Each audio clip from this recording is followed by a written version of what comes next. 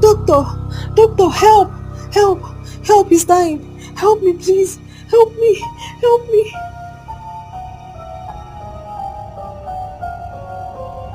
Hello, people. Welcome to the continuation of Ibinabo's gift. If you haven't watched part 1 and part 2, do that right now so that you can understand the continuation of this story. And if you're just joining us for the first time, please subscribe, like, and share. Leave a comment for us because your feedback is very important to us. So sit back, relax, and let's enjoy. Story, story. Once upon a time, time, time. In all of Ibinabo's hiding, there was one person she couldn't avoid. 5 years later. Over the years, the doctor and her husband cared for Chima as their own, but tragedy struck when they died in a car accident on their way back from Christmas, leaving Chima as the sole survivor in a lonely path. He was found by some villagers on their way to the farm, crying on the top of his voice. Over the years, Chima had lived amongst the villagers. They cared for him in the best possible ways. When Ibinabo arrived at that village, she got to know about a young boy who lost everything.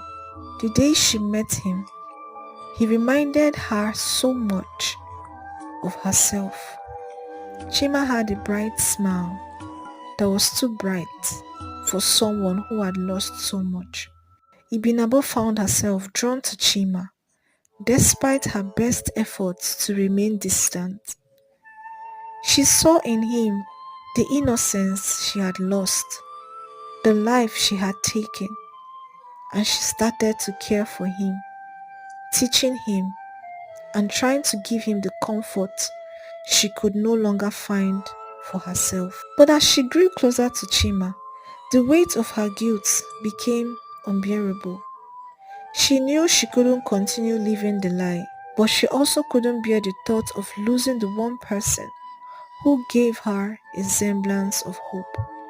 On different occasions, Ibinabo and Chima would spend time together, keeping each other company. She would teach him how to read and write. He was like a new project for Ibinabo, and this drew her closer and closer to him, despite the heaviness of guilt in her heart. One day, something happened that changed everything. Chima fell gravely ill, and the village had no means to treat him. Ibinabo knew that if she didn't act fast, she would lose him, just like she had lost everything else. In desperation, she took Chima to the city, to a hospital where she knew he would get the care he needed. Doctor, doctor, help, help, help, he's dying. Help me, please. Help me, help me. But doing so meant risking everything, her freedom, her life, her secret. Waiting for news of Chima's fate. She knew that this was the end of the line. She couldn't run anymore. She was exposed. She couldn't hide from the consequences of her actions further. But she had only one last thing to do before her past caught up with her.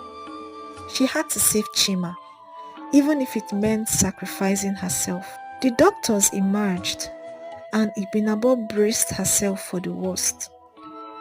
But instead of the grim news she expected, they told her that Chima would survive.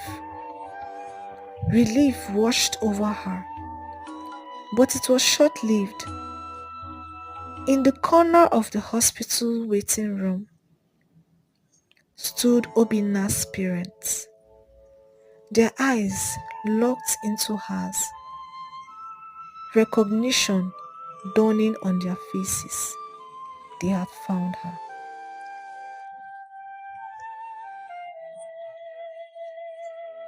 Thank you everyone for watching.